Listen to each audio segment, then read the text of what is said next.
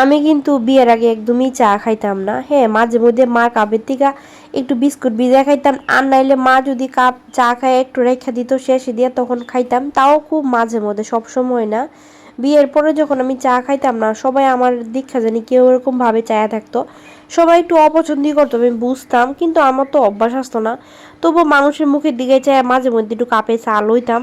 তারপর একটু খাই আমার আর ভাল লাগতো না, মানে আমার ভিতরে দিয়ে যখন চাটা যাইতেছে না, তখন আমি চাটা লুকাইয়া ফালাই দিতাম, ফালাইয়া দেখাইতাম আমি পুরা চা খাইয়া লিছি। আসলে আমি চাটা খাইতাম না, আসলে আমার চা একদমই ভাল লাগতো না।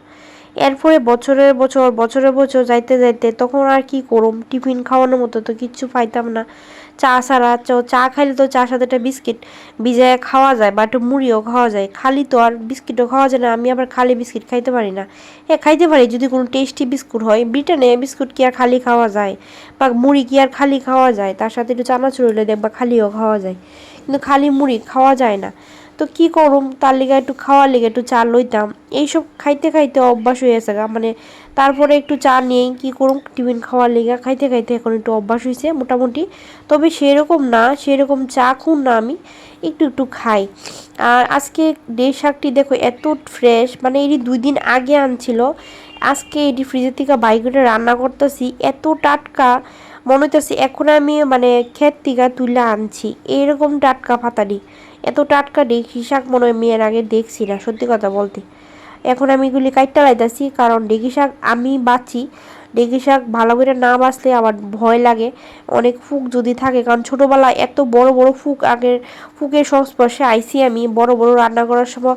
মা যখন রান্না করতো অনেক সময়, আমার প্রিয় শাক ডেকি শাক তো আমার খুব পছন্দ, এতবার বড় বড় ফুক পাইছি, এরপর থেকে এটার প্রতি আমার ভয় পড়ছিল, তবুও আমি খাওয়া ছাড়ছি না, আমার ডেকি শাক কিন্তু খুব ভালো লাগে।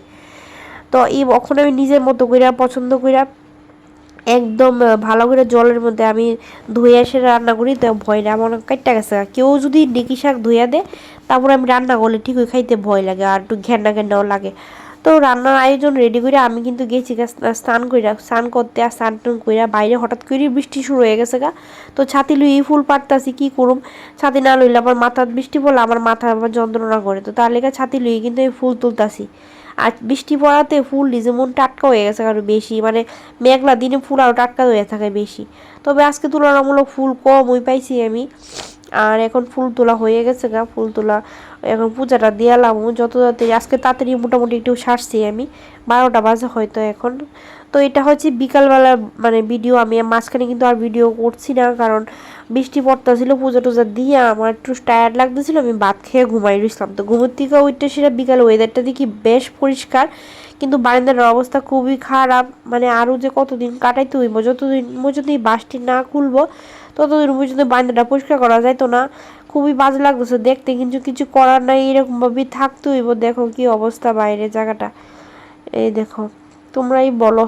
আর দেখো সোনামণি দিয়ে আমার এই যে বইয়ে রয়েছে, আসলে এই প্লাস্টিকটা ছাড় ডালা এদিন কেনা হয়েছিল, ভাবছিলাম বৃষ্টির লিগা লাগবো, তো বড় একটা পেপার আগে থেকেই আসতো, তালিকা লাগছে না, এটা পাখিরে দেলাইছি। তো বিকালবেলা আমি এখন একটু হাঁটাহাঁটি করতেছি, প্রকৃতির বাতাস নিতেছি, আর তোমরা লোকও শেয়ার করতেছি। দেখো ফুলের বাগানে কিন্তু হাঁটতে ভাল লাগে বিকেলবেলা, ঘুমের থেকে ওইটা একটু টায়ার্ড লাগতেছিল, ফ্রেশ ফ্রেশ লাগতেছিল মনটা, মানে ওয়েদারটা খুব সুন্দর, তো তালিকা হেঁটে একটু দেখতেছিলাম।